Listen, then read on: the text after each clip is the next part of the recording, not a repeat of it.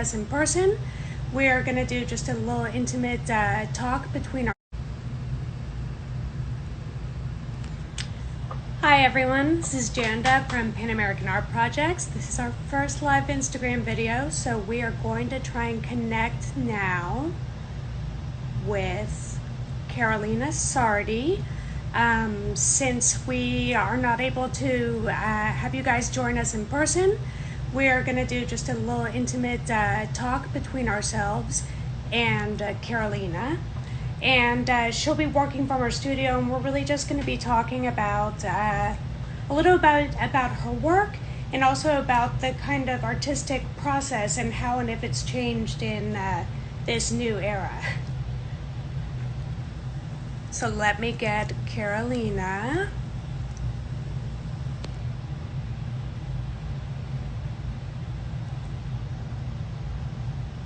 Sorry, guys.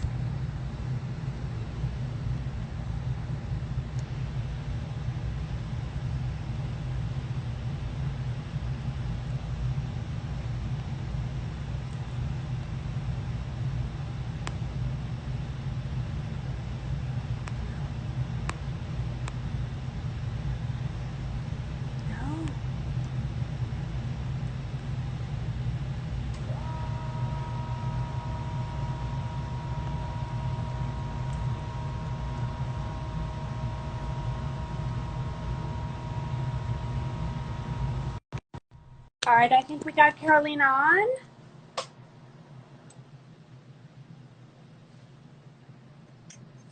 Hi, Carolina, how are you? Hi, Janda. Hi, everybody. Welcome. So, like I said, it's our first time doing this, so hopefully you guys will bear with us through the glitches. We're lucky enough to have you nearby, if not actually being with you, so it's a great opportunity to kind of look at the artist in her space and talk a little bit about your process. I want to start by asking kind of probably a question that's been asked a lot, but everyone is talking about how we interact with people in this new era of isolation with coronavirus and such. And really, an artist's life, day-to-day life, tends to be quite isolated itself. You usually work by yourself, so you're not really, there hasn't been that much of a change in your daily process. But have you noticed a change in the way that you're interacting with collectors or... Well, yes, very strange.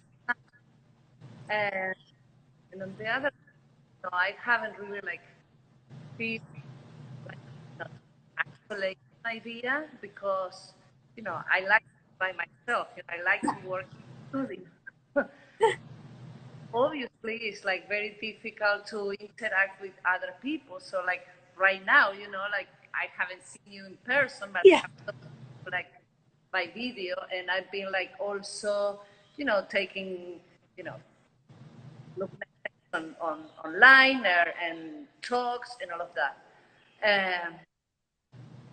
The point of view of my work feels strange because I always had the idea of isolation and separation of my work. I mean, the empty spaces or the void are a big part of my work. So I always work with that idea. And now it seems like everybody is separated, isolated. So it's kind of, strange. But on the other hand, I've been a lot of time in my studio, but I've been mostly drawing. Okay. It feels strange to be working with materials and with welding, with cutting, all that physical work when with everything going on around.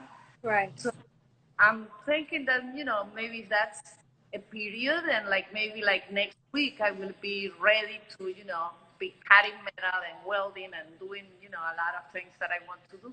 So. Yeah. Well, I can tell you it's interesting from my perspective as a gallerist, and of course I've been working with you since 2006. This experience in preparing for this virtual show has kind of been a moment to really look deeper into your work, into our relationship, and really have a lot more time to think about it. It's kind of like uh, reading a novel instead of watching a trailer on YouTube. So the advantage of all this time is to really be able to delve into, instead of that instant experience where everything is flashing, to really be able to be introspective about your work, and especially thinking about exactly those concepts of time and space, because so much of your work is based on these kind of organic principles that are at once very simple and very complex. So a lot of people, I think, tend to think, particularly when you talk about abstract work, that it's very quick and it's very kind of haphazard, as opposed to the amount of work and engineering that goes into the pieces. If you wanted to, so the piece behind you right now is one of your earlier works, correct? Yeah, that's a piece from the 90s. So um, in those years, I was working a lot with lines as a main visual element. Right. And so these pieces are called freedom captivity cages, and you see that it's like drawing like a perspective in the space, which is awkward because perspective is when you're working in 2D. Yes. But with these cages, you have the perspective like in space, like floating in the space. And the 90s was a time that when I moved to the space. So the concept of separation, isolation, was like very present in my work. Right. And pieces pretty much are about that. Yeah. Um, I think it's really amazing how it's almost like you're working in reverse, where you're actually taking sculptural pieces and kind of bringing it back to a two-dimensional element, where a lot of time in painting and such, people are trying to create the sense of three-dimensionality out of a two-dimensional surface. And in that also, I mean, if you see like the piece behind me, by you, a lot of it's about how the work interacts with the space itself. So it's not just about the cut of the metal, but it's also about the shadow play.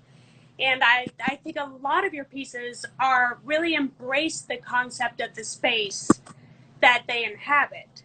And with that, you do a lot of site specific pieces. So I find in your work, what you like to do is, I mean, any artist would love a blank canvas, is that you really need to be in a space and then create something that is built to interact with it in a specific way. Can you tell us a little bit about how the process of creating site specific works? Yeah.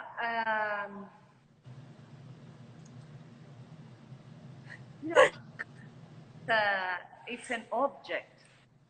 And like I said, a lot of my work, takes the wall as a space and becomes sort of like two-dimensional in a way, like a religious culture.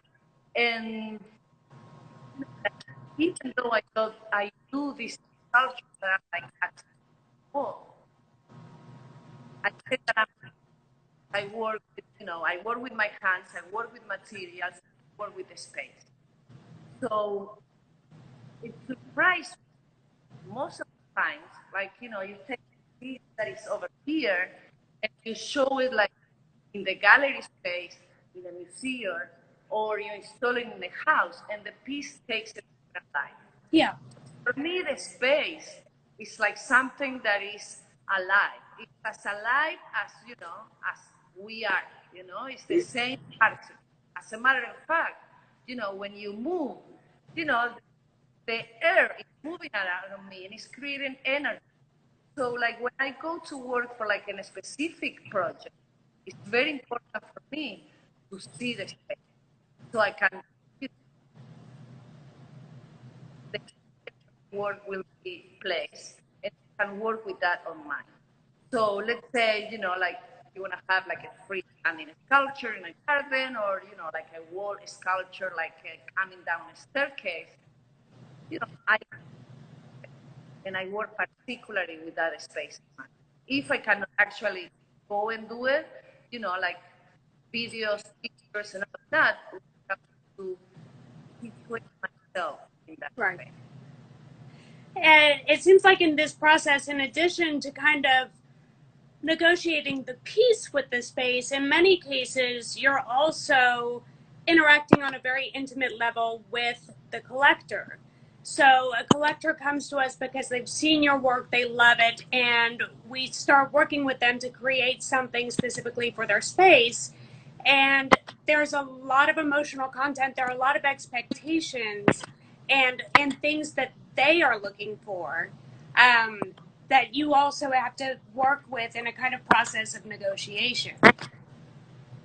Yeah, that happens, because like if I will do like a site-specific piece, first of all, I want to know what the person likes. Yes.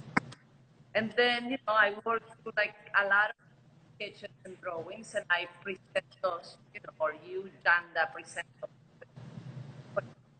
And then from there we can start to talk, like I like this, I like this better, and but I always like my best out of the piece that I'm making. Right. Like it's not that I'm doing like a compromise. I think it's more like a dialogue. Yes. Very important for to have like a real piece of art. Not like something like, hey, what this blah blah blah. No, it's not about that. I want to make a piece that I love and a piece that you love. Right. It's a little bit like if you think about the portrait painters of say the 1800s who are commissioned by a client to paint their portrait. There are a lot of emotional expectations and views, and you kind of take that in. I mean, at the end of the day, your work, even though it's completely abstract sometimes is the most kind of intimate glimpse at everything that goes into life. Yeah, it's like like my forms for me, they are abstract, but for me they are like essential shapes. Right. So that means that when you look at a triangle, at a square, at a cube, all of these things, they provoke feelings and associations in your brain depending on your experiences. So that means that for me, the pieces that I work with, like a lot of these essential shapes, they have like that is personal, and I want the person that is looking at it to also feel involved on it. Right. And then in working with the collector and like with this, I usually develop a relationship with them. The pieces for me are like are a part of me. So like if you like interested in in one of my pieces, I also want to know about you, and I end up developing like friendships with a lot of people that have Yeah. One of the things I think is kind of amazing with your work is that you're working with incredibly heavy and kind of difficult materials, and it's interesting how the space, I don't know if you can show us a little bit in your studio, just give us a little look at like one of your work tables so we can kind of see what a little bit of the process of creation without giving away too much. yeah, like working with with steel, with like every material is a challenge, but also for me it's a joy. It's like when like meditating work, thinking about the work, it's not as immediate as others, like other media. Like have to get through another process to get to the final result. So let me walk you through a little bit. Let me see. I change the camera. And this is the working space. These are the welding tables, the machinery, and like pieces that are like in progress. Let me see what we have there. Like these shapes, they become very raw when I work with them, when I start working. And then they become, sorry, I'm moving my camera, but I don't have that. But then they become very, delicate. Yes. When they're, and that for me is, I'm going to put it here like a cutting table. Yeah, it kind of seems like in working with these materials and transforming something that is so solid and strong into the idea of something that's so delicate, it seems like you're kind of negotiating with the kind of chemical makeup of the pieces itself. I mean, you're physically molding a piece of steel into something that is quite light, and I just think that process, as opposed to like a painter who's just using the tools, as opposed to both using the tool and interacting with it and dialoguing with the material. Yeah, definitely. It's something about the mystery of the material. Like I say, the alchemy of the material. And when you work the material in a way that you don't know, like it seems so easy when it's done, and you don't know. Sometimes people ask me, like, is it like a stone? Like clay. Like sometimes so they realize, what material it is. And for me, that adds layers to the work, meaning it makes it like stronger. I mean, like it's like process to get to that. So that I believe you can see it or feel it when the done. Yes. I just got a comment from one of our collectors who's so excited, and she said, I'm actually wearing my Carolina Sardi necklace right now.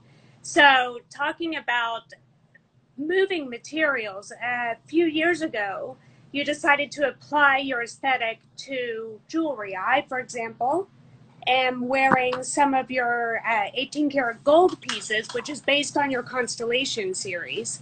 You've also done a recent series of aluminum pieces based on the organic elements in your work. You've really gone from macro to micro, where you're used to kind of attacking a huge sheet of steel with a blowtorch, and then you go to this kind of minute and delicate work. How has that process been for you? Being a sculptor, you can build a lot of things. So that means that it's a regular process. Like if I want to make a bench, a table, I have the skills to do it. Right. So for jewelry, it's like sort of the same thing, and it's like also like since a lot of my pieces, most of my pieces are like very delicate, the way that are fit and everything. I think they let themselves very easily to think that they are like a jewelry. Right. And I love to see it. For example, I love to see a constellation, like in a like carrying it on. So it's like it's a nice, like the opposite of the big sculpture, but also take the light from the home. Right. Right.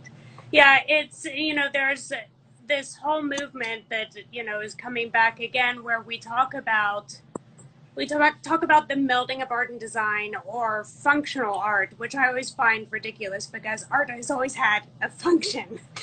But when you're taking a piece of art and creating a table, or creating an earring or something like that, is there a different process in your mind when you know that you're creating something to function other than just creating beauty in the space that it inhabits? Well, like you say, in those cases, function is part of the piece.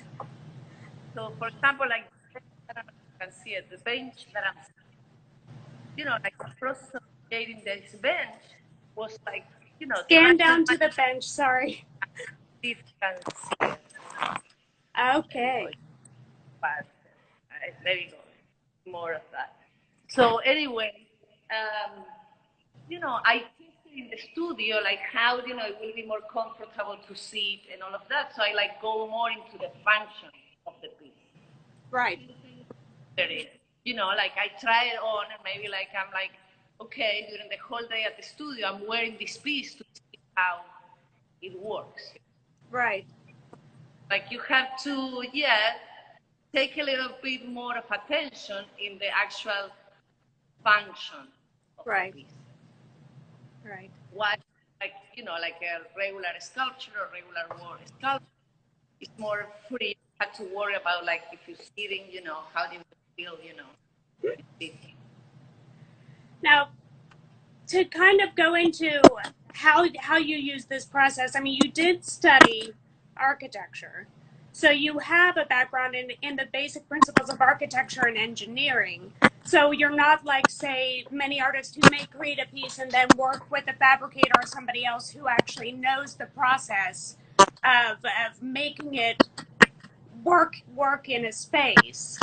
Do you think that, how do you find that having that experience on a very practical level of engineering and architecture has informed how you create your work?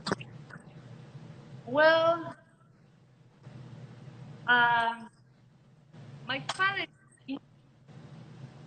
so I grew up going to construction sites. I grew up like going, getting mad and like climbing, scaffolds and stuff like that. I grew up seeing things being built. Like like when nothing is done, and then when like we. So I think I have that's part of the reason that I went into sculpture because I grew up seeing things being built. I studied sculpture and it was a challenge for me. It was a challenge for me to work in the space, to work in the material. So I was like, but I'm master this. I want to like study this so I can do it. On the other hand, like architecture or like food design, for me, that are related to the sculpture because I work with the space. Right.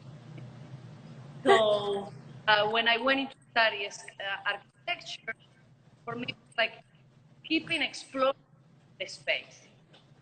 And my teacher, the artist, like study will say, like, in sculptures, we have like, engineering and structural, like that is like, meaning that, we know how to build things that they will not fall down. Right. So, so all these things, like when I people asking how long it takes you to create it, I usually All of your life. there are things that I've been like learning I was a kid, So all things that like my studies of architecture or like visiting like the work major architect, like going to construction with my dad, or going to museums to see art and sculpture. All these things get somehow in your head, and it's like it's part of who you are, and you use it without like thinking about it in your everyday work. Right. Right. Well, Carolina, this was a very brief but fantastic experience. I'm glad that we decided to do this, and I wanted to let people know that throughout the duration of this virtual exhibition, the Empty Spaces, which will be up through the middle of June, We will be presenting various chapters where we will go through your process, go through your different works, and I would definitely like to do another video episode, maybe talking about these different experiences a little bit more in depth. So I want to thank everyone for joining us. Stay home, stay safe, and we'll see you soon. All right. Bye, everybody. Bye.